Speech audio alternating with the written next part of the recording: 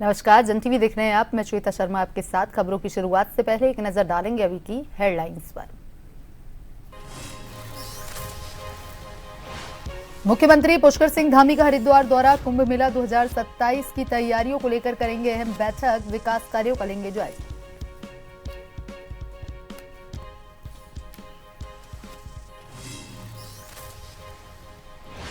Uttarakhand high court की टिप्पणी। डॉक्टरों की लापरवाही पर अस्पताल भी जिम्मेदार। हॉस्पिटल को अंतिम राहत देने से इनकार। 4 हफ्तों में जवाबी हल्फनामा दाखिल करने का आदेश।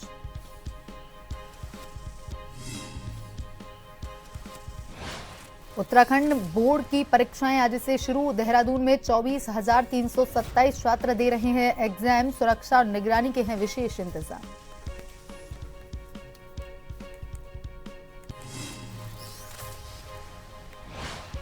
एसएसपी देहरादून ने पलचन बाजार तथा आसपास के क्षेत्रों का किया पैदल भ्रमण। भीड़भाड़ वाले स्थानों पर पुलिस की विजिबिलिटी बढ़ाने के निर्देश।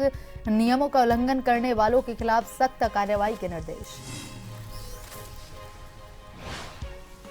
देहरादून में 21 फरवरी से 1 मार्च तक दिव्य कला मेला। 16 राज्यों और केंद्र शासित प्रदेशों से करीब 100 दिव्यांग कारीगर कलाकार लेंगे भाग। 26 फरवरी को विशेष रोजगार मेले का होगा आयोजन।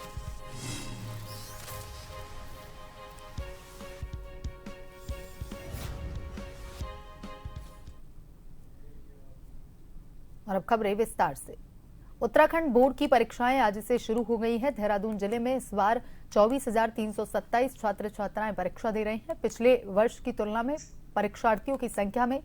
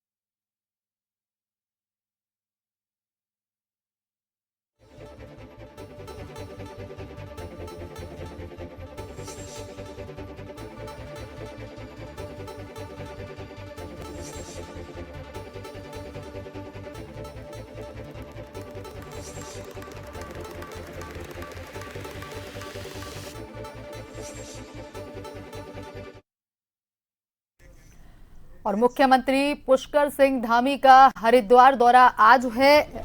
कुंभ मेला 2027 की तैयारियों को लेकर करेंगे समीक्षा। सीसीआर भवन में शिलान्यास कार्यक्रम और तैयारियों को लेकर के अहम बैठक। मेले में चल रहे निर्माण कार्यों को लेकर के अधिकारियों से लेंगे सीधा फीडबैक। घाटों के विस्तार, पार्किंग, यातायात प्लान और सुरक्षा इंतजामों पर भी होगा मंथन।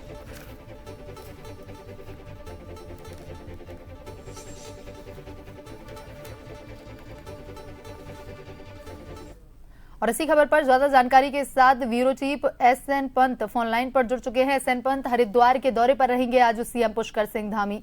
2027 में कुंभ मेला भी आने वाला है, तो उसकी तैयारियों को लेकर के प्रशासन काफी सतर्क नजर आ रहा है। क्या कुछ अपडेट है आज की? बिल्कुल, आपको बताना चाहूंगा उत्तराखंड के मुख्यमंत्री पुष्कर सिंह धामी आज हरिद्वार दौरे पर हैं और हरिद्वार दौरे के दरमियान कई सारी योजनाओं का शिलान्यास और लोकार्पण भी करेंगे। इसके अलावा आज महत्वपूर्ण बैठक की समीक्षा करेंगे और इस महत्वपूर्ण बैठक का जो स्थान चयनित किया गया है वो सीसीआर भवन हर की पैड़ी में है। यानी यहाँ पर तकरीबन कुछ देर के बाद ये बैठक शुरू होने वाली है, जिसमें कुंभ 2027 को लेकर उसको भव्य और दिव्य कैसे बनाया जाए, उसमें निर्माण कार्य अस्थायी और अस्थायी रूप से कैसे किया जाए, घाटों का विस्तार किस प्रकार से होगा, पार्किंग की व्यवस्था कैसे रखी जाएगी, यातायात प्लान यानी ट्रैफिक रूल किस तरीके से फॉलो करेगा, सुरक्षा इंतजाम क्या होंगे। अधिकारियों के साथ मेला अधिकारी भी इसमें मौजूद रहेंगे, पुलिस प्रशासन के लोग मौजूद रहेंगे और कुंभ की जो महत्वपूर्ण बैठक 2027 को लेकर है, आधारभूत व्यवस्थित ढांचों को, उनकी विभागीय तैयारियों को लेकर के मुख्यमंत्री दिशा निर्देश भी देंगे, फीडबैक भी लेंगे और साथ ही साथ ये भी बताने का प्रयास करेंगे कि हरिद्वार में जैसे एंटर होते हैं, क्योंकि कुंभ नगरी का जो क्षेत्र है वो हरिद्वार से होकर के ऋषिकेश देवप्रयाग तक जुड़ता है और ऐसे में हरिद्वार में जब एंट्री कुंभ की होती है तो उस दरमियान लोगों को हाथी पैरी वाले इलाके में जाने के लिए कौन सा रूट लेना पड़ेगा, ट्रैफिक प्लान क्या होगा, क्राउड मैनेजमेंट कैसे होगा, भीड़ ज्यादा आती है तो उस दरमियान लोगों की पार्किंग की व्यवस्था कैसे की जाएगी, ताकि जब शाही स्नानों की तारीखों का ऐलान जो हो चुका है उनके शाही स्नान के दिन किस प्रकार की रूपरेखा रहेगी, कैसे व्यवस्थित बनाया जाएगा, जो निर्माण घाट तैयार किए जा रहे हैं वो स्थायी तौर पर कैसे काम करेंगे, जिस तरीके से नदी अलग अलग जगह पर नहर के जरिए पहुंचती है उसकी साफ सफाई कैसे होगी। तो कुल मिलाकर के बड़ा प्लान है 2027 कुंभ को लेकर के मुख्यमंत्री पुष्कर सिंह धामी समय समय पर पिछले साल से ही लगातार बैठकें करते रहे हैं और यहाँ तक कि मेला अधिकारी को अपॉइंट करने के बाद ये पूरी जिम्मेदारी उनके कंधों पर डाली गई है। हरिद्वार में वो डीएम भी रही है, इसके अलावा देहरादून की डीएम भी रही है, उनको प्रशासनिक अनुभव भी है। तो मुख्यमंत्री चाहते हैं कि कोई भी दिक्कत और परेशानी किसी भी धार्मिक यात्री को, तीर्थ यात्री को या यूं कहें कि साधु संत समाज को या आम जनता को न होने पाए, इसलिए तमाम बारीकी से इसकी मॉनिटरिंग कर रहे हैं, इसकी समीक्षा कर रहे हैं। तो कुल मिलाकर के आज का दौरा खासा महत्वपूर्ण उत्तराखंड के मुख्यमंत्री का हरिद्वार के तौर पर रहने वाला है। जी एसएन पंत, तमाम जानकारी के लिए धन्यवाद। और उत्तराखंड बोर्ड की परीक्षाएं आज से शुरू होने जा रही हैं। देहरादून जिले में इस बार 24,327 छात्र छात्राएं परीक्षा दे रहे हैं। पिछले वर्ष की तुलना में परीक्षार्थियों की संख्या में कमी दर्ज की गई है। आंकड़ों के अनुसार इस साल देहरादून में 1,437 परीक्षार्थी कम हैं। जिले भर में कुल 123 परीक्षा केंद्र बनाए गए हैं, जहां सभी आवश्यक तैयारियां पूरी कर ली गई हैं। परीक्षा केंद्रों पर सुरक्षा और निगरानी के विशेष इंतजाम किए गए हैं। प्रशासन का कहना है कि परीक्षाएं शांतिपूर्ण और निष्पक्ष तरीके से संपन्न करवाई जाएंगी। अधिकारियों द्वारा केंद्रों का व्यवस्थाओं का निरीक्षण किया जाएगा।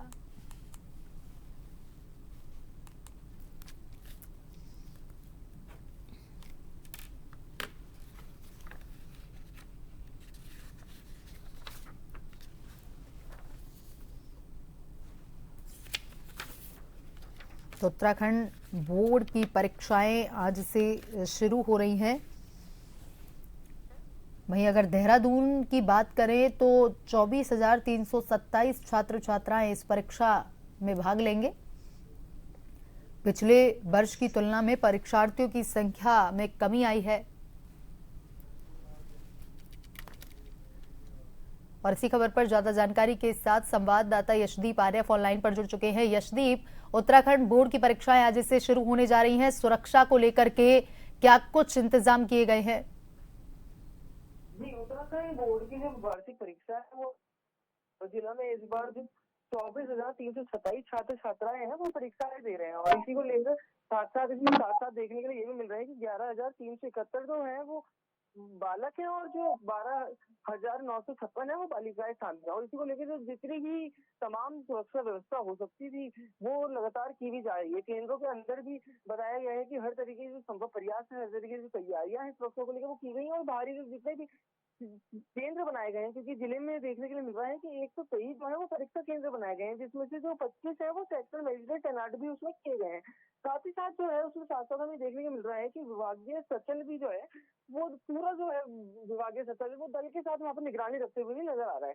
और साथ ही साथ इसमें एक चीज और देखने को मिल रही है कि जो मुख्य शिक्षक अधिकारी हैं वो खुद इसमें इंटरफेरेंस करते हुए नजर आए हैं और तमाम जानकारियां हैं वो भी उन्होंने बताई है। विनोद कुमार ढोंडियाल ने फोन पर बताया है कि सभी जो तैयारियां हैं वो अभी तक पूरी कर ली गई हैं। परीक्षा केंद्र पर किसी भी तरीके की अव्यवस्था न फैले, इसके लिए हर तरीके की जो संभव प्रयास है, तैयारियां हैं, सुरक्षा व्यवस्था है वो सभी वहाँ पर सुचारू रूप से चलाई जा रही है। और साथ ही में उन्होंने एक चीज और भी वहाँ पर बताई है कि परीक्षा केंद्रों पर किसी भी तरीके से इलेक्ट्रॉनिक डिवाइस है वो वहाँ पर ले जाने वर्जित रहेंगे, क्योंकि मोबाइल फोन, कैलकुलेटर और समेत साथ जो इलेक्ट्रॉनिक उपकरण होते हैं वो सभी जो होते हैं वो अन्य अन्य तरीके से नकल में साथ दे सकते हैं। तो इसीलिए इन सभी जो उपकरण है वहाँ पर प्रतिबंध रहेंगे। और साथ ही साथ उन्होंने ये भी कहा है कि जितना भी जो रिपोर्टिंग टाइम है उससे 30 मिनट के बाद जो है वो प्रवेश नहीं दिया जाएगा। लेकिन साथ ही साथ इसमें एक चीज और देखने के लिए मिल रही है कि दिव्यांग जो परीक्षार्थी जो है उनको प्रति घंटा 20 मिनट का अतिरिक्त जो है वो समय मिलेगा। जी यशदीप, तमाम जानकारी के लिए धन्यवाद।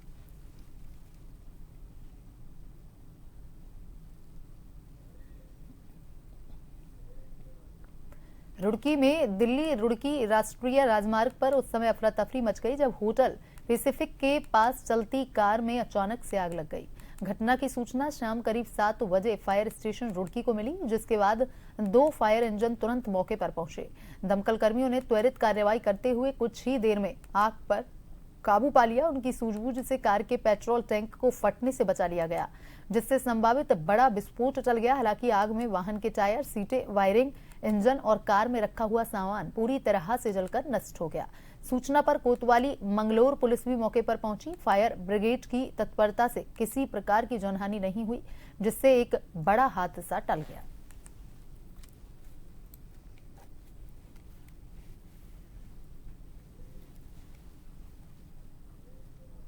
उत्तराखंड उच्च न्यायालय ने एक महत्वपूर्ण व्यवस्था देते हुए स्पष्ट किया है कि डॉक्टरों की लापरवाही के मामले में संबंधित अस्पताल अपनी जिम्मेदारी से पल्ला नहीं झाड़ सकता। हाईकोर्ट ने उत्तराखंड मेडिकल काउंसिल की एथिक्स कमेटी के आदेश के खिलाफ दायर याचिका पर सुनवाई करते हुए अस्पताल को अंतरिम राहत देने से इनकार कर दिया।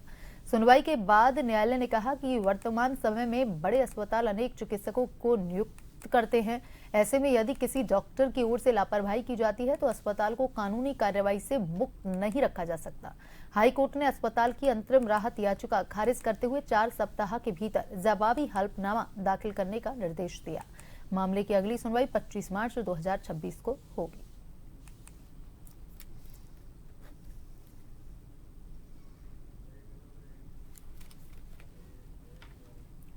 वक्त तो चला है छोटे से ब्रेक का। ब्रेक के बाद वापस खबरों की तरफ रुख करेंगे।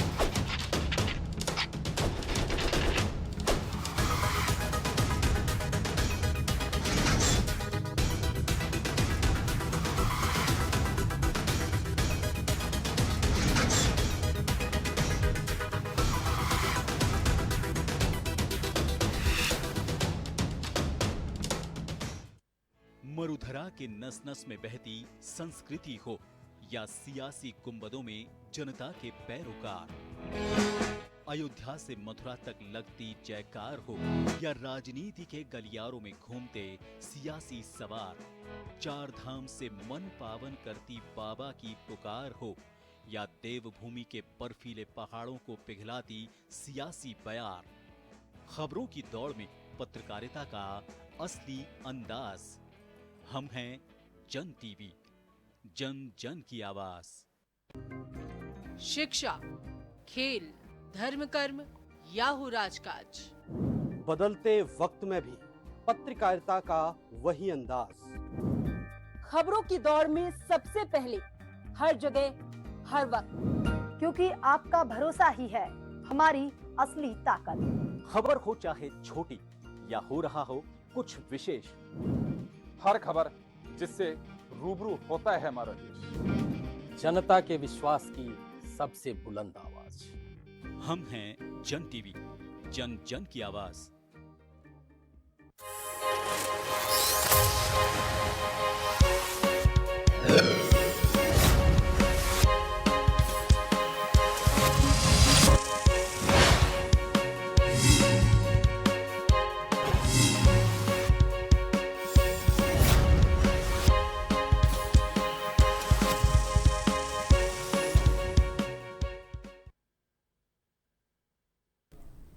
ब्रेक के बाद एक बार फिर से आपका स्वागत है। ये बढ़ते हैं खबरों की तरफ। देहरादून शहर की सुरक्षा व्यवस्था को और अधिक मजबूत बनाने के उद्देश्य से एसएसपी देहरादून ने शुक्रवार को घंटाघर, देहरादून, पलचन बाजार तथा आसपास के क्षेत्रों का पैदल भ्रमण कर पुलिस एवं यातायात व्यवस्थाओं का जायजा लिया। निरीक्षण के दौरान उन्होंने मुख्य बाजार, चौराहा और भीड़भाड़ वाले स्थानों पर पुलिस की विजिबिलिटी बढ़ाने के निर्देश दिए। एसएसपी ने सभी क्षेत्र अधिकारियों, थाना प्रभारियों एवं चौकी प्रभारियों को पीक आवर्स के दौरान अपने अपने क्षेत्रों में स्वयं मौजूद रहकर व्यवस्थाओं की निगरानी करने के निर्देश दिए। साथ ही शाम के समय नियमित पैदल गश्त सुनिश्चित कर नियमों का उल्लंघन करने वालों के खिलाफ सख्त कार्रवाई करने को कहा।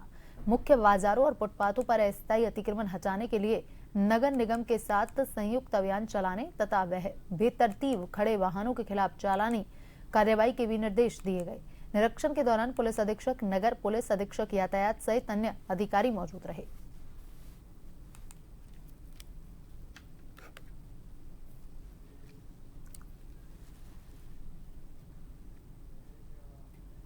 फरवरी से 1 मार्च 2026 तक दिव्य कला मेले का भव्य आयोजन किया जाएगा। इस मेले का आयोजन दिव्यांगजन सशक्तिकरण विभाग, सामाजिक न्याय एवं अधिकारिता मंत्रालय, भारत सरकार द्वारा किया जा रहा है, जबकि इसकी नोडल एजेंसियां राष्ट्रीय दिव्यांगजन वित्त एवं विकास निगम है।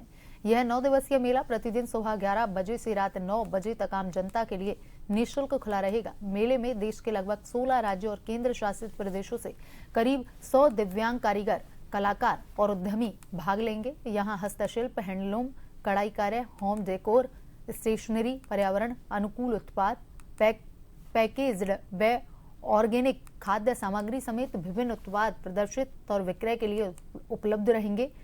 26 फरवरी को विशेष रोजगार मेले का आयोजन भी किया जाएगा, जिससे दिव्यांगजनों को प्रतिष्ठित कंपनियों में रोजगार के अवसर मिल सके। वहीं 1 मार्च को दिव्य कला शक्ति नामक सांस्कृतिक कार्यक्रम आयोजित होगा, जिसमें देश भर के दिव्यांग कलाकार अपनी प्रतिभा का प्रदर्शन करेंगे। 22 फरवरी को दोपहर 12 बजे मेले का उद्घाटन माननीय राज्यपाल उत्तराखंड एवं सामाजिक न्याय एवं अधिकारिता राज्य मंत्री भारत सरकार द्वारा किया जाएगा। यह आयोजन दिव्यांगजनों की प्रतिभा, आत्मनिर्भरता और उद्यमिता को प्रोत्साहित करने की दिशा में एक महत्वपूर्ण पहल माना जा रहा है।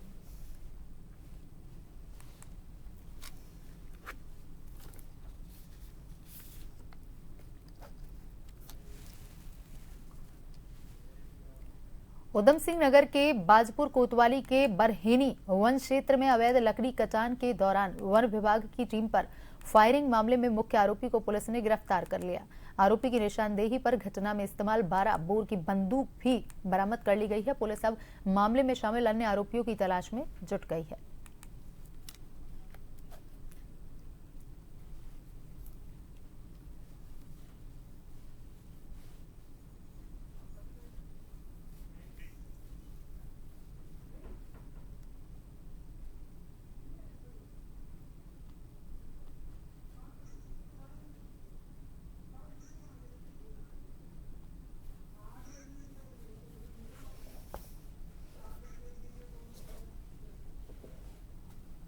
वन विभाग की टीम प्रातः लगभग 5:45 बजे ग्राम अस्कोट संपर्क मार्केट थी।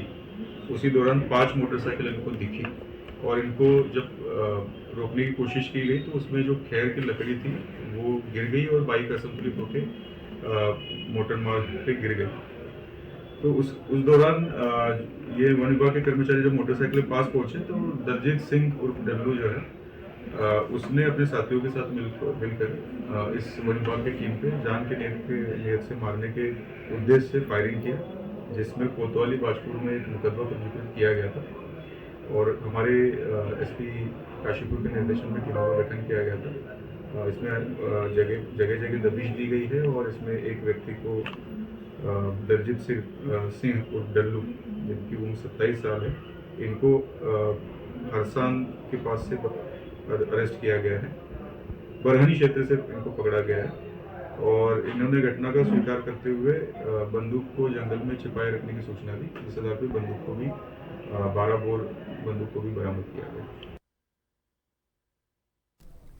काशीपुर आगामी 19 मार्च से शुरू होने वाले चैत्र नवरात्र के अवसर पर कुमाऊं के सुप्रसिद्ध मेले में शुमार चेती मेले के आगाज से ठीक एक माह पूर्व काशीपुर में मां बाल सुंदरी देवी के नगर मंदिर से ध्वज यात्रा निकाली गई, जो कि मां बाल सुंदरी देवी के नगर मंदिर से शुरू होकर के मां के चेती मंदिर पर पहुंची। परंपरागत धार्मिक अनुष्ठान के बाद वापस नगर मंदिर आकर समाप्त हुई। इस दौरान मां के प्रतीक रूप में नारियल को लेकर सहायक प्रधान पंडा मनोज अग्निहोत्री पालकी में विराजमान थे।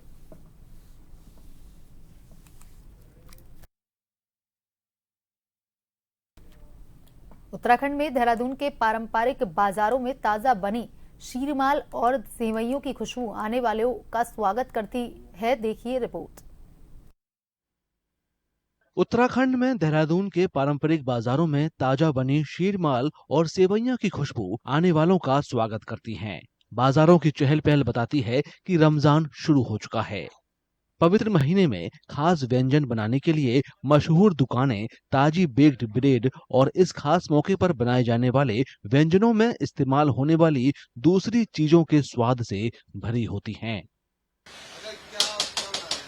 शाही शीरमाल, शाही शीरमाल कितने प्रकार के होते हैं? ये 6 प्रकार 7 प्रकार के होते हैं।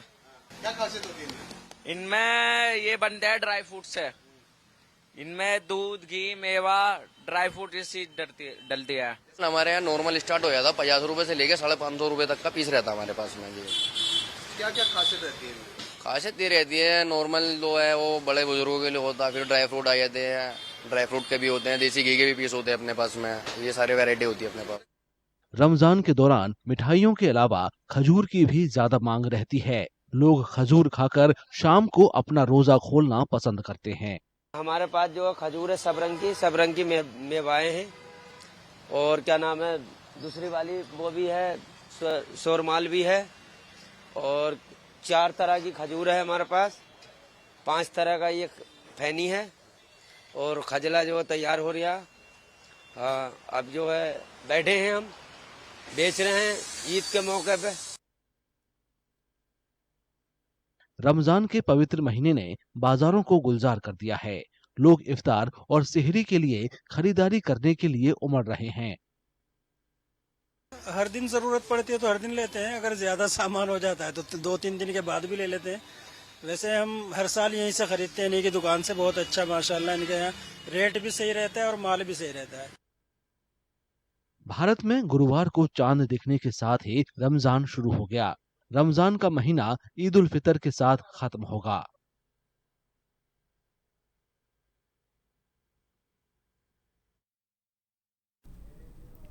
और नजर डालेंगे अभी की हेडलाइंस पर। मुख्यमंत्री पुष्कर सिंह धामी का हरिद्वार दौरा, कुंभ मेला 2027 की तैयारी को लेकर करेंगे अहम बैठक, विकास कार्यों का लेंगे जायजा।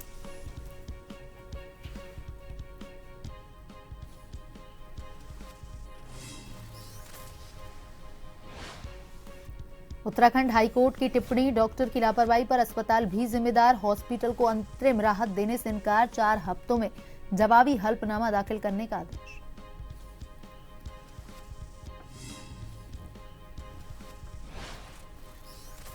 उत्तराखंड बोर्ड की परीक्षाएं आज से शुरू, देहरादून में 24,327 छात्र दे रहे हैं एग्जाम, सुरक्षा और निगरानी के विशेष इंतजाम।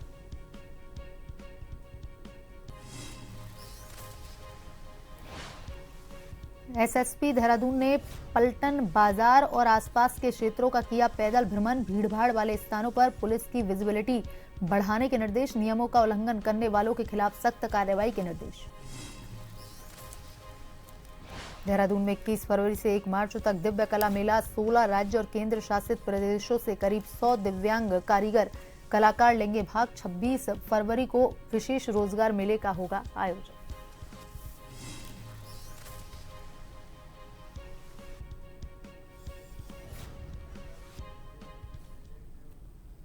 बुलेटिन में अभी तक के लिए इतना ही। बने रहिए जन टीवी के साथ। नमस्कार।